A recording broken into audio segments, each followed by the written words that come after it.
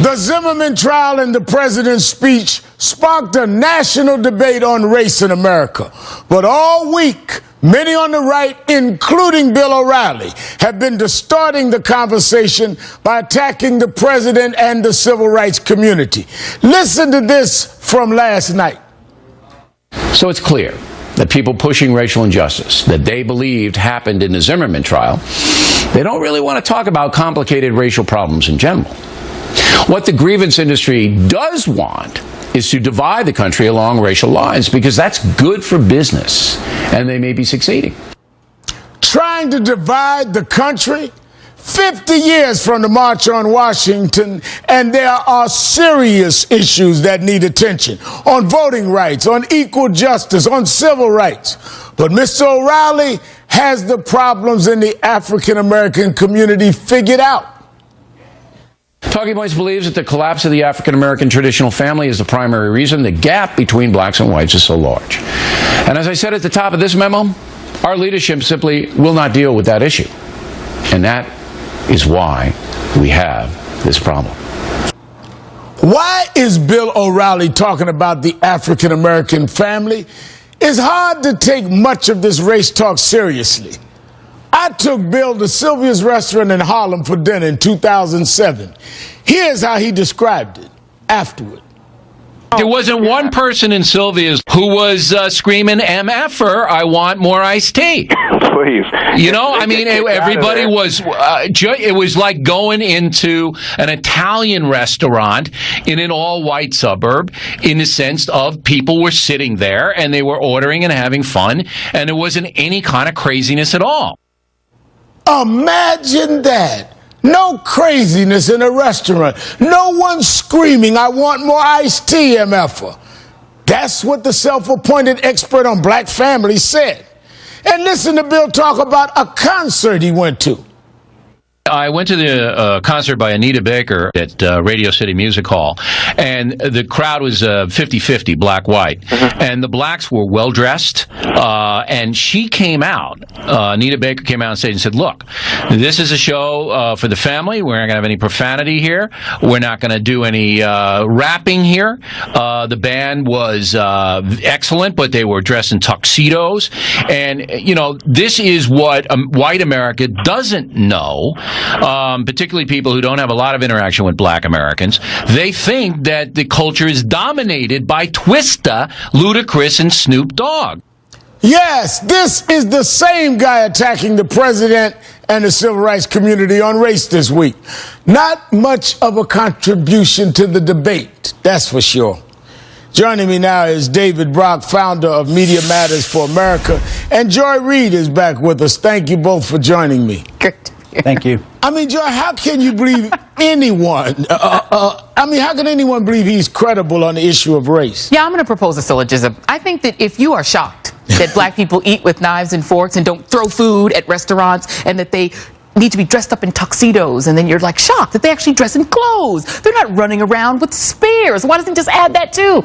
If that is your attitude toward black people, let's just say you probably shouldn't talk about it. I played the tape. And I went to dinner with him, and this was his reaction to someone else on the radio about what he saw in a Harlem restaurant. The exoticization of African Americans by people on the right is what is so galling. This notion that we are something from another planet, that you have to go and visit us as if you are visiting some sort of terrarium where you look in and you're like, oh my goodness, they're actually not throwing things at each other. The conversation that the right wants to have about race comes from the same place as the 47% comments. This notion that African Americans are all violent felons and deadbeats, and then they want to start this so-called conversation on race there. Do they not understand that hip-hop music is consumed mostly by white young men, that they are the majority of hip-hop customers? And many of us in the civil rights community, including me, who try to work with the hip-hoppers but denounce the language.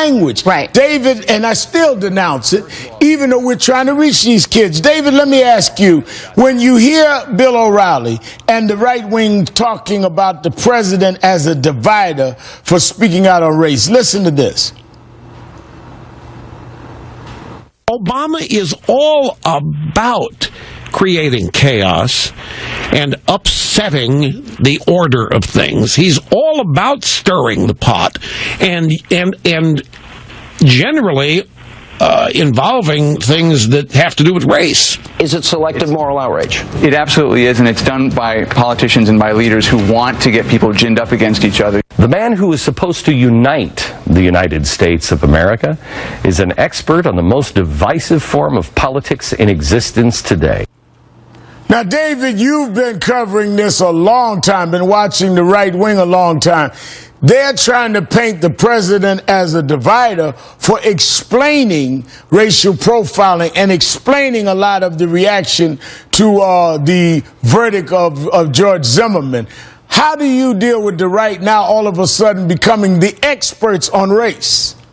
Well, I think it's not all of a sudden. Let's remember the context here. At Fox News, the fish rots from the head. So back in 1968, you had Roger Ailes, who's now the Fox News chief, using the N-word, prepping Richard Nixon for a public appearance. This was part of the Southern strategy at the time to attract Democrats into the Republican Party by stoking racial hate and prejudice. Then in 1988, you had Roger Ailes' fingerprints all over the Willie Horton attack on Michael Dukakis. Now, we have on our website an 11-page document that shows at Fox News its long history of race baiting, which included attacks, remember, on the civil rights activist Shirley Sherrod, making up a scandal about the new Black Panthers, and pushing birtherism. And so they don't know, I guess, that this isn't 1968 or 1988 anymore. And as much as we're outraged by this, I think the people who should be outraged are Republicans who have to run for office and the folks over at the Republican National Committee who are trying to rebrand, to rebuild their relationships. Or at least they're saying that. But let me ask this point, David, to Joy, because I want you to weigh in this as well. They've also now discovered black-on-black crime. All of a sudden, they are now talking about violence in Chicago. That's been going on a long time. It's been covered on this show. Hadia Pendleton, the 15-year-old young black that was killed by blacks, mother first appearance on this show, came up to New York with all of us. But they discovered it this week. Watch this. 61 people died in Chicago, and I have their names right here. The president joining the race debate, taking a firm stand in the Trayvon Martin case. So, why is the president addressing this case and not the shootings in his hometown of Chicago? The president should have given the speech he gave today on the streets of Chicago, where black-on-black crime is an all-time epidemic. I know. I thought it was out of comment. Conversation about all the African Americans that were just killed in Chicago. Now, they never mentioned Chicago before this. Never. It wasn't a big story. That's right. Now, all of a sudden, when you have a community and people in the white and Latino and black community outraged about a law, stand your ground, and a jury, they tried to distort it by saying, why aren't we talking about what we were always talking about, violence in the community? Right. But there's no one in the community, you managed the griot, correct me if I'm wrong, that I know that killed somebody and was there with the body with the gun in their hand, and the police said, tell me a story, and sent them home. They arrested in our community if you know who did it. And they should be. But now they're trying to take what is one issue and totally make it a totally different issue, and that is an insult to the intelligence of their own viewers. No, absolutely. And at the griot, you know, we cover these things every day that are happening in our community. And I think they forget that Hadia Pendleton's parents were sitting in the box with the First Lady at the State of the Union, and the First Lady went to the memorial service for Hadia Pendleton. That's right. In the African American community. And the president came in and made a speech in Chicago right after. And exactly. Before Fox News discovered. And they didn't care about Hadia Pendleton. They didn't care about the 500 murders in Chicago. They only care about it in the context of being able to criticize Democrats and blame them for the problems in the inner city. But I hate to tell them, but the African American community is not a Johnny-come-lately to the problems in the inner city. They are. Because honestly, all they care about is finding new ways to attack the African American civil rights leadership and to attack the president. And, you know, we care about Hadia Pendleton and Trayvon Martin. Exactly. And we don't holler for iced tea in the restaurant. Exactly. David, Mr. O'Reilly then goes back into talking about the African-American family all week. Listen to this.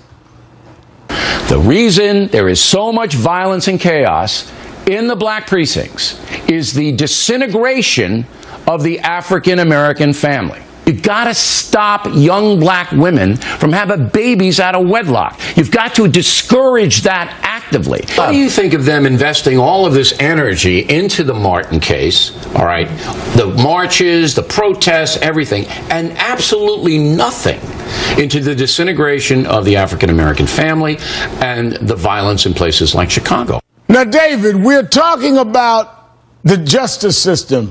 Martin Zimmerman.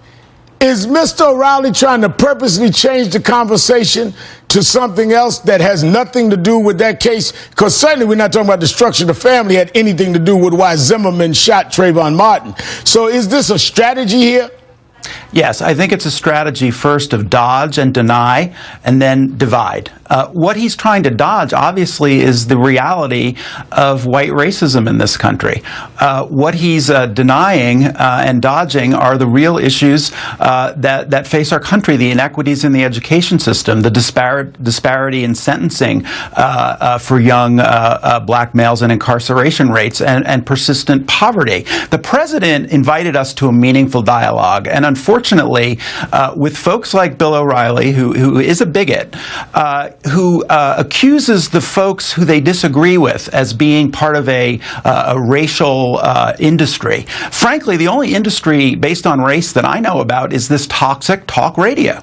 Now, Joy, and I want to be clear, all of us are going to continue fighting against violence in the community. I mean, we have done that for years and will continue to do that and deal with violence and deal with all of the misbehavior in terms of our family structures.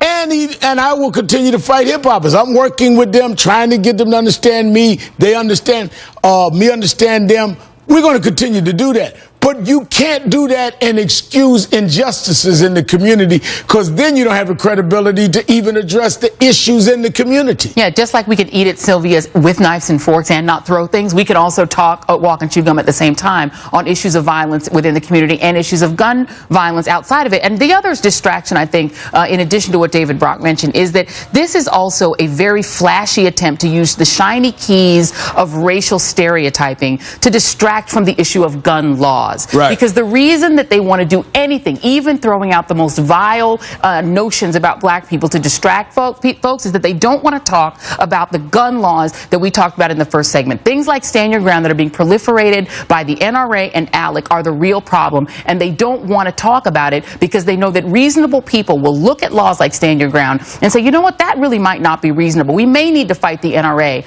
And what Fox News and talk radio are at the end of the day are handmaidens of big business, handmaidens of corporations, including gun manufacturers. They do their bidding at all times and in any way possible. This is about stopping reasonable people from passing sane gun laws and amending things like Stand Your Ground. And that's very important as we continue to deal with gun laws and the other issues.